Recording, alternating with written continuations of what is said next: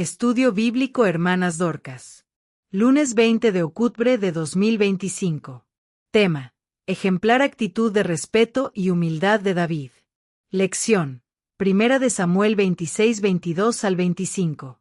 Introducción. David, el rey de Israel, es uno de los personajes más destacados de la Biblia. Su vida está llena de episodios que muestran tanto su grandeza como sus debilidades humanas. Sin embargo, hay algo que siempre resalta en la vida de David: su actitud de respeto y humildad ante Dios y ante los demás. A pesar de ser ungido como rey y ser elegido por Dios para liderar a su pueblo, David nunca permitió que su posición o sus victorias le dieran un sentido de superioridad o arrogancia. Uno de los momentos más reveladores de su humildad y respeto es cuando, a pesar de ser perseguido por el rey Saúl, quien trató de matarlo en múltiples ocasiones, David nunca levantó su mano contra él. En lugar de vengarse, David se mostró respetuoso y confiado en que Dios sería quien hiciera justicia. Esta actitud nos enseña una lección fundamental para nuestra vida cristiana. La verdadera grandeza se encuentra en la humildad y el respeto hacia los demás, incluso cuando tenemos el poder de actuar de otra manera. Además, la humildad de David ante Dios es ejemplar. A pesar de ser el rey, siempre buscó la voluntad de Dios, se arrepintió sinceramente cuando pecó, y le otorgó el lugar que le correspondía como el Señor de su vida. En sus salmos, David expresaba constantemente su total dependencia de Dios, reconociendo que todo lo que tenía y todo lo que era, provenía únicamente de él. 1. David muestra respeto por la autoridad puesta por Dios. Aunque David fue ungido como rey de Israel, él nunca actuó con presunción ni trató de usurpar el trono antes del tiempo determinado por Dios. Durante años, a pesar de las persecuciones y ataques de Saúl, David mostró un respeto profundo por la autoridad de su rey, esperando pacientemente el momento de su exaltación. Esto nos enseña que el respeto por la autoridad divina es esencial, incluso cuando no comprendemos completamente el tiempo o las circunstancias de Dios. Primera de Samuel 26:11. Y él les dijo: Jehová me guarde de extender mi mano contra el ungido de Jehová, pero ahora tómese el rey la lanza que está a su cabecera, y el vaso de agua, y vámonos. 2. David se negó a tomar venganza, confiando en la justicia de Dios. David tuvo varias oportunidades de vengarse de Saúl, quien lo perseguía injustamente. Sin embargo, siempre optó por dejar la venganza en manos de Dios. Su actitud es un ejemplo de humildad y de confianza total en la soberanía de Dios, quien tiene el control sobre todas las situaciones. Al igual que David, debemos aprender a perdonar y esperar en la justicia divina, sin tomar las riendas de la venganza. Salmo 37, 1 y 2. No te impacientes a causa de los malignos, ni tengas envidias de los que hacen iniquidad. Porque como hierbas serán pronto cortados, y como la hierba verde se secarán. 3. David reconoce a Dios como su soberano y guía. A lo largo de su vida, David siempre reconoció a Dios como su único soberano y guía. A pesar de ser rey, jamás perdió de vista que su posición era un don de Dios y que él debía caminar según su voluntad. Esta humildad ante la soberanía de Dios es un ejemplo que todos debemos seguir, reconociendo que no somos dueños de nuestra vida, sino que debemos someternos a su voluntad.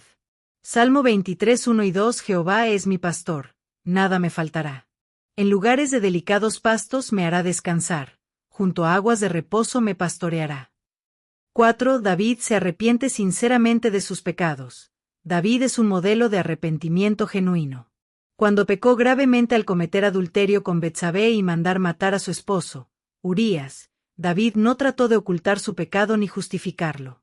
En lugar de ello, se presentó ante Dios con un corazón contrito y humillado, pidiendo perdón. Su actitud nos enseña que el arrepentimiento sincero y la humildad ante Dios son esenciales para restaurar nuestra relación con Él. Salmos 51, 16 y 17. Porque tú no deseas sacrificio, que yo lo daría, no quieres holocausto. Los sacrificios de Dios son el espíritu quebrantado, al corazón contrito y humillado no despreciarás tú, oh Dios. 5. David alaba a Dios en todo tiempo.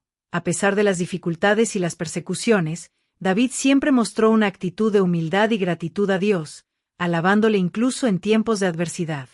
Reconocía que todo lo que tenía y todo lo que era provenía de la misericordia divina. Esta actitud de alabanza constante es un reflejo de su humildad, reconociendo que su éxito no dependía de su habilidad, sino de la bondad de Dios. Salmo 9, 1 y 2. Te alabaré, Jehová, con todo mi corazón, contaré todas tus maravillas. Me alegraré y me gozaré en ti, cantaré a tu nombre, oh Altísimo. 6. David no se atribuye el mérito de sus victorias. Aunque David fue un gran líder y un guerrero victorioso, siempre atribuyó sus logros a Dios. Él reconoció que sus victorias no eran fruto de su propio poder o destreza, sino de la intervención y el favor divino. Esta humildad es crucial para nosotros como creyentes, para no caer en la trampa del orgullo y recordar siempre que todo lo que tenemos y logramos es gracias a la gracia de Dios. Salmo 18:2. Jehová es mi roca y mi fortaleza, y mi libertador, mi Dios, mi roca, en él confiaré, mi escudo, y el poder de mi salvación, mi alto refugio. 7. David busca la unidad y el bienestar de su pueblo. A pesar de ser rey, David mostró una gran humildad al preocuparse por el bienestar de su pueblo, buscando siempre su bienestar y unidad. En varias ocasiones, puso a un lado sus propios intereses y bienestar para guiar a su nación conforme al corazón de Dios. Esta actitud altruista demuestra que el verdadero liderazgo se basa en servir a los demás con humildad, siempre buscando el bien común. Segunda de Samuel 19:26. Y dijo David: si aún he hallado gracia ante tus ojos, que no se vuelva el rey conmigo, pero que pase el rey con su pueblo, y si no, que te lo diga Jehová. Conclusión. La vida de David es un ejemplo brillante de humildad y respeto, tanto hacia Dios como hacia los demás. Su actitud no solo lo hizo un hombre conforme al corazón de Dios, sino también un líder sabio y justo. A través de sus decisiones, David nos enseña que la verdadera grandeza no radica en la posición o el poder, sino en la disposición del corazón para reconocer la soberanía de Dios, arrepentirse de los pecados, y vivir para el bien de los demás. Primer título. El hombre sin Dios es completamente vulnerable. Versículo 22. Léase. Génesis 4, 13 y 14. Efesios 2, 1 al 3. Introducción. La vida humana, en su fragilidad, está llena de retos, incertidumbres y peligros. Cuando el hombre camina sin la dirección de Dios, queda completamente expuesto a los peligros del mundo y a las consecuencias de su propia naturaleza caída. La ausencia de Dios en la vida de una persona no solo la priva de protección espiritual, sino que la coloca en una posición vulnerable ante las adversidades que se presentan tanto desde el ámbito físico como emocional, y, más aún, en el plano eterno. A lo largo de la Biblia, se evidencia que aquellos que no buscan a Dios viven en un constante estado de vulnerabilidad. No tienen la fuerza espiritual para enfrentar las pruebas, no poseen el discernimiento divino para tomar decisiones sabias, ni el refugio seguro en tiempos de calamidad. La Biblia es clara en cuanto a que aquellos que no confían en Dios están como aquellos que construyen su vida sobre la arena, sin un fundamento firme que lo sostenga cuando vengan las tormentas. En cambio, el que pone su confianza en el Señor, tiene una base sólida y protección divina. El hombre sin Dios no solo es vulnerable ante las dificultades terrenales, sino que está en una peligrosa situación espiritual. Al carecer de la presencia de Dios, se encuentra apartado de la fuente de vida eterna, lo que lo hace susceptible al engaño, al pecado y a la condena eterna. Así, esta vulnerabilidad no solo es temporal, sino también eterna, si no se busca la reconciliación con Dios a través de Jesucristo. 1. El hombre sin Dios está sin protección espiritual. La protección divina es uno de los mayores regalos que tenemos como hijos de Dios. La Biblia nos muestra que sin Él, estamos expuestos a la influencia del mal y a la tentación. Al no tener la cobertura espiritual de Dios, el ser humano queda a merced de las fuerzas del mal. Salmo 27:1. El Señor es mi luz y mi salvación. ¿De quién temeré? El Señor es la fortaleza de mi vida. ¿De quién habré de atemorizarme? 2. El hombre sin Dios vive sin propósito y sin esperanza. Sin Dios, la vida pierde su verdadero sentido. El hombre sin él se ve arrastrado por las circunstancias de la vida sin encontrar un propósito trascendental ni una esperanza que le dé consuelo y dirección. La vida sin Dios es como una nave sin timón, a la deriva, sin un destino claro. 1 Corintios 15:19. Si en esta vida solamente esperamos en Cristo, somos los más dignos de conmiseración de todos los hombres. 3. El hombre sin Dios está sujeto a la condenación eterna. La vulnerabilidad más grande de todos es la condenación eterna, que es la separación definitiva de Dios. Aquellos que no tienen una relación con Dios, a través de Jesucristo, viven en la condenación ya desde ahora, porque no han sido reconciliados con su Creador. San Juan 3:36, el que no cree en el Hijo no verá la vida, sino que la ira de Dios está sobre él. 4. El hombre sin Dios no tiene dirección en la vida. La falta de dirección es otra gran vulnerabilidad. Sin la guía de Dios, el hombre sigue sus propios caminos, que a menudo lo llevan a la confusión y al fracaso. Dios, como nuestro guía y consejero, es quien nos dirige hacia la vida plena y satisfactoria. Proverbios 3:6, reconócelo en todos tus caminos, y él enderezará tus veredas. 5. El hombre sin Dios está sujeto al temor y a la ansiedad. Sin el poder de Dios para darnos paz, el hombre sin Dios vive constantemente en temor, ansiedad e incertidumbre. La paz que sobrepasa todo entendimiento solo se encuentra en una relación con Él, pero aquellos que están fuera de Dios viven continuamente expuestos al estrés y a las preocupaciones de la vida. San Juan 14:1, no se turbe vuestro corazón, creed en Dios, creed también en mí. 6. El hombre sin Dios no tiene poder sobre el pecado. El hombre sin Dios está atrapado en el pecado y no tiene poder para liberarse por sí mismo. Sin la gracia y la fuerza de Dios, el hombre sigue siendo esclavo de sus deseos y pasiones, cayendo una y otra vez en la misma trampa. Romanos 6:14, porque el pecado no se enseñoreará de vosotros, pues no estáis bajo la ley, sino bajo la gracia. 7. El hombre sin Dios está desprovisto de verdadera sabiduría. La sabiduría divina es un don que se recibe cuando se busca a Dios. Sin embargo, el hombre que vive apartado de Dios carece de la sabiduría que proviene de lo alto. Sus decisiones son guiadas por su entendimiento limitado y su naturaleza caída, lo que lo hace vulnerable a los errores y al fracaso.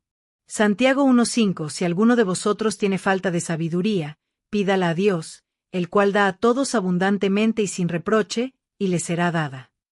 Conclusión. El hombre sin Dios está completamente vulnerable. Esta vulnerabilidad no solo es visible en los problemas terrenales que enfrenta, sino en la eterna separación de su Creador. La vida sin Dios es una vida sin protección, sin propósito, sin esperanza, y, lo más grave, una vida sin la posibilidad de la salvación eterna. Sin embargo, la buena noticia es que Dios ha proveído un refugio seguro a través de su Hijo Jesucristo.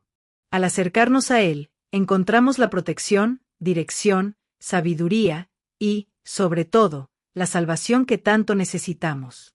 Solo en Cristo encontramos seguridad, y es a través de Él que podemos vivir con propósito y esperanza, enfrentando las dificultades de la vida con la certeza de que Él está con nosotros. Segundo título. Respetando y esperando en la justicia de Dios. Versículos 23 y 24. Léase. Proverbios 11:18, San Mateo 7:2. Introducción. La justicia humana, a menudo, es imperfecta y limitada, y los seres humanos podemos ser testigos de injusticias que nos afectan directamente o que vemos alrededor de nosotros. Ya sea por maltratos, abusos, mentiras o persecuciones, es fácil sentir que las circunstancias son injustas o que estamos siendo tratados de manera injusta. En estos momentos, la tentación de tomar la justicia en nuestras propias manos puede ser fuerte, y podríamos sentir la presión de vengarnos o hacer justicia por nuestra cuenta. Sin embargo, la Biblia nos enseña que, como hijos de Dios, debemos aprender a respetar y esperar en la justicia divina, sabiendo que Él es un juez justo que no pasará por alto ni un solo acto injusto. David, un hombre conforme al corazón de Dios, es un ejemplo sobresaliente de cómo esperar en la justicia de Dios, incluso cuando se encontraba bajo la persecución de un rey injusto como Saúl. A pesar de tener múltiples oportunidades para vengarse, David eligió confiar en que Dios se encargaría de hacer justicia en su tiempo y a su manera. Él entendió que no podía asumir el papel de juez, sino que debía descansar en la soberanía de Dios, quien tiene el control absoluto de todas las cosas. La espera en la justicia de Dios requiere paciencia, fe y humildad, pero también es un acto de confianza plena en su soberanía. Al hacerlo, mostramos que creemos que Dios es más que capaz de hacer justicia de manera perfecta y que sus tiempos son siempre mejores que los nuestros. La justicia divina puede no llegar en el momento que esperamos, pero siempre llegará en el momento adecuado, con imparcialidad y perfección.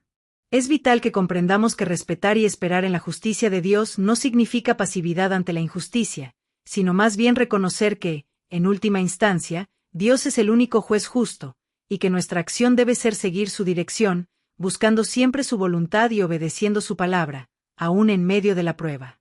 1. La justicia de Dios es perfecta y no puede ser corrompida. La justicia humana, a menudo influenciada por el pecado y la parcialidad, puede ser distorsionada, pero la justicia de Dios es pura, imparcial y perfecta. Él nunca cometerá un error en su juicio. Salmo 11:7 Porque Jehová es justo, Él ama la justicia, los rectos verán su rostro. 2. Debemos esperar en la justicia de Dios con paciencia. Esperar en la justicia divina requiere paciencia. A veces puede parecer que la justicia de Dios tarda en llegar, pero Él tiene el control de todos los tiempos y actuará en el momento perfecto. Salmo 41 Pacientemente esperé a Jehová, y se inclinó a mí, y oyó mi clamor. 3. La justicia de Dios es fiel, Él no desampara a los justos.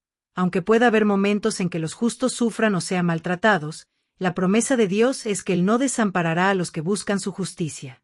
Él se encargará de vindicar a aquellos que permanecen fieles a Él. Salmo 37:7 No dejes que te cause angustia el ver prosperar al malvado. La justicia de Dios llegará. 4. David muestra un ejemplo claro de esperar en la justicia de Dios. David, perseguido injustamente por Saúl, nunca tomó venganza en sus propias manos, sino que esperó con confianza en que Dios haría justicia. Su paciencia fue una muestra de su fe en el carácter de Dios. Primera de Samuel 26:11 Y él les dijo, Jehová me guarde de extender mi mano contra el ungido de Jehová. 5. La justicia de Dios no es solo para castigar, sino para restaurar. La justicia de Dios no solo castiga el mal, sino que también trae restauración, perdón y reconciliación. Él desea restaurar a los que se arrepienten y buscan su justicia, no solo castigar. Salmo 116:5 Porque Jehová es misericordioso y justo, nuestro Dios tiene compasión. 6. El acto de esperar en la justicia de Dios es una muestra de fe. Esperar en la justicia divina es un acto de fe, pues significa confiar en que Dios tiene el control, aunque no veamos resultados inmediatos. La fe en la justicia de Dios se prueba cuando decidimos confiar en su tiempo perfecto. Salmo 37:3 Confía en Jehová y haz el bien, habitarás en la tierra, y te apacentarás de la verdad. 7. La justicia de Dios se revelará al final. Aunque el mal pueda parecer triunfar temporalmente, la justicia de Dios será revelada en su totalidad al final de los tiempos. Todo será juzgado, y los justos recibirán su recompensa mientras que los malvados cosecharán lo que sembraron. Primera de Pedro 4:17 Porque es tiempo de que el juicio comience por la casa de Dios, y si primero comienza por nosotros, ¿cuál será el fin de aquellos que no obedecen al Evangelio de Dios? Conclusión. Respetar y esperar en la justicia de Dios es una actitud que refleja nuestra confianza en su soberanía y en su perfección. Aunque el mundo puede parecer injusto, y las pruebas puedan parecernos insostenibles, como creyentes debemos aprender a descansar en la certeza de que Dios, en su tiempo, hará justicia.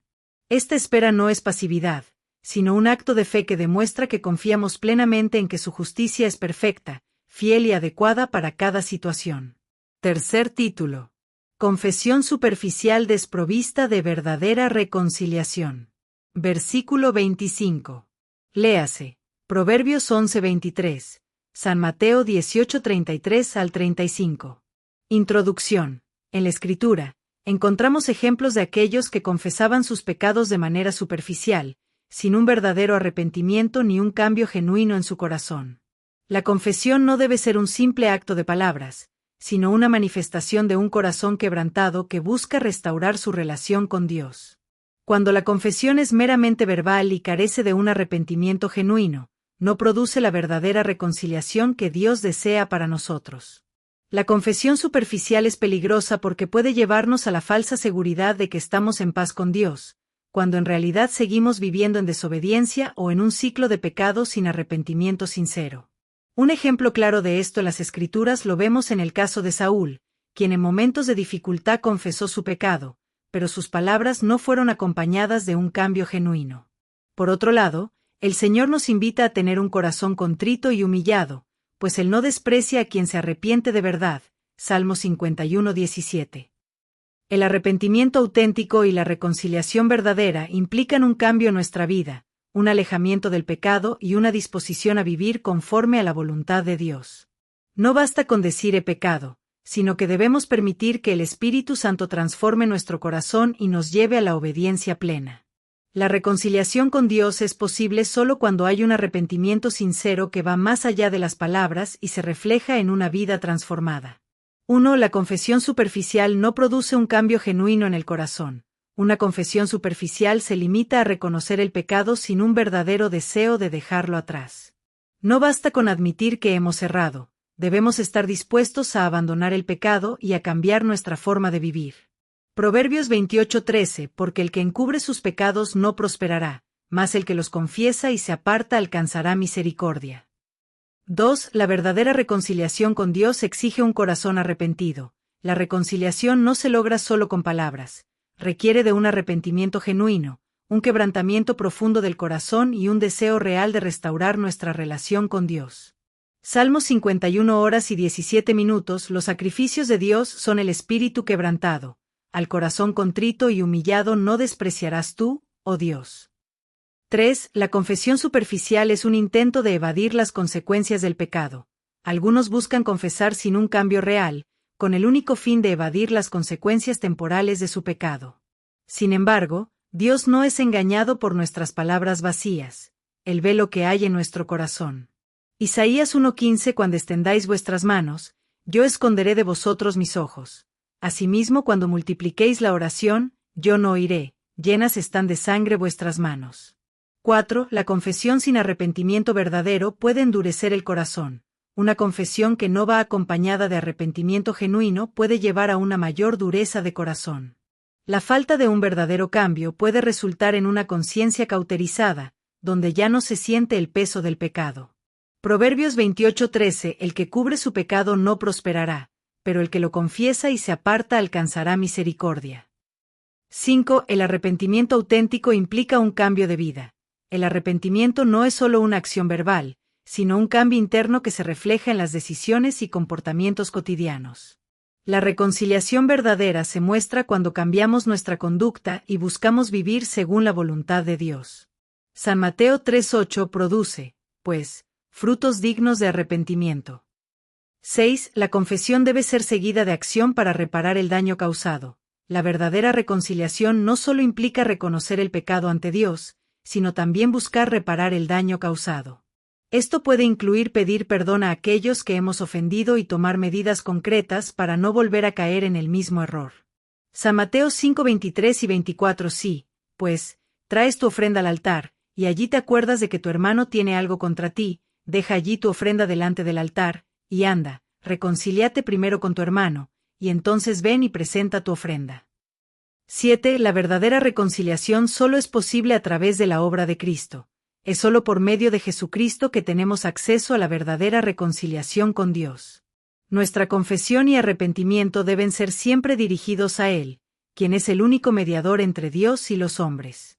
Primera de Juan 1:9. Si confesamos nuestros pecados, Él es fiel y justo para perdonar nuestros pecados y limpiarnos de toda maldad. Conclusión. La confesión superficial es peligrosa porque da una falsa sensación de paz sin un verdadero cambio de corazón. No basta con reconocer que hemos fallado, debemos arrepentirnos genuinamente y buscar la reconciliación con Dios de manera íntegra.